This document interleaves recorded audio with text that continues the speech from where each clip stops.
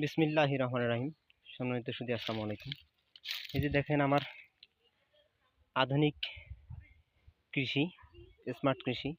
এই যে আমার বটবটি সিমের গাছগুলা কত সুন্দর, সতেজ এবং মসৃণ হয়েছে। মাশাআল্লাহ, সুবহানাল্লাহ। আল্লাহর রহমতের পানি পাওয়ার পর গাছগুলা দেখেন এই যে কত সুন্দর, সুবহানাল্লাহ।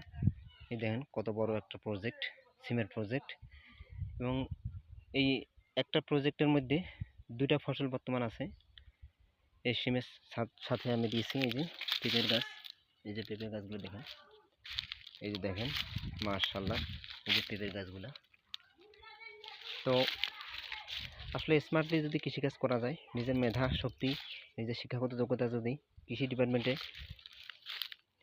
ইনভলভ করা যায়, তাহলে কৃষির উপর লাভবান পেশা এবং কৃষির উপর উপকারী পেশা, রহমতের পেশার পৃথিবীতে কিছুই হতে পারে না। কারণ কৃষিকাজ হচ্ছে একটা বড় আমল, কৃষিকাজ করা একটা বড় ইবাদত। তো আমি এই যে দেখাচ্ছি, দেখেন এই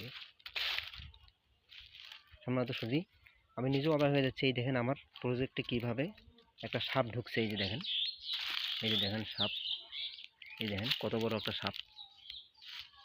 জানি না সাপটা কীভাবে ঢুকছে, এখন বাইরে হতে পারতেছে না। এই যে আমার নেট, এই যে দেখেন সাপ নড়াচড়া করতেছে, অনেক বড় একটা সাপ। আমার এই প্রজেক্টে কীভাবে ঢুকছে, এখন সাপটা বের হতে পারতেছে না। এই যে দেখেন, এই যে দেখেন সে কীভাবে যে ঢুকছে আমি নিজে জানি না। এই যে এত ঘন একটা নেটের ভিতরে কীভাবে ঢুকছে, এখন বাইরে হতে পারতেছে না। আমি অবাক হয়ে যাচ্ছি আমার এই প্রজেক্টে যে সাপ কীভাবে ঢুকলো। এই যে দেখেন, এখন এই সাপ আমি কীভাবে বাইর করবো। দেখেন সাপটা মারতে ইচ্ছে করতেছে না, কারণ সাপটা তো আমার কোনো ক্ষতি করেনি, কিন্তু ভুলবশত সে আমার প্রজেক্টে ঢোকার পর এখন বের হতে পারতেছে না। আমার তো ভয় লাগতেছে যে সাপটাকে আমি কীভাবে বাইর করব। আমার এই প্রজেক্টে ঢুকছে, আমার এই সিমের প্রজেক্ট, পেপের প্রজেক্টে ঢুকছে, এখন আমি বাইর করতে পারতেছি না। এই যে দেখেন কীভাবে সাপটা, এই যে দেখেন কীভাবে সাপটা উপরে উঠতেছে। এই যে দেখেন সে অনেক ট্রাই করতেছে বাইর হওয়ার জন্য, বাট বাইর কীভাবে হবে, কারণ আমার নেট তো একদম অনেক ঘন একটা নেট, আর এবং অনেক স্ট্রং একটা নেট।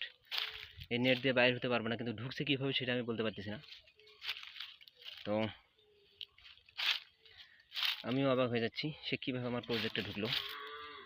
দেখেন আমি যা কিছু ভিডিও ছাড়ি ইউটিউবে বা ফেসবুকে, সব একদম রিয়াল, একদম কোনো এডিট পর্যন্ত আমি কিচ্ছু করি না।